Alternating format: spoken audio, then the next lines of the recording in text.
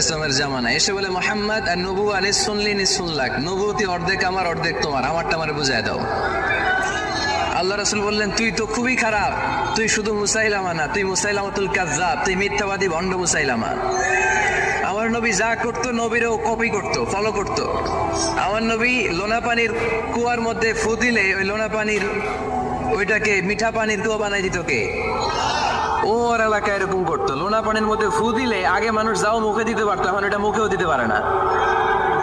আমার নবী নবজাতক বাচ্চার মাথায় হাত বুলাই দিলে মাথার চুল বেড়ে যেত।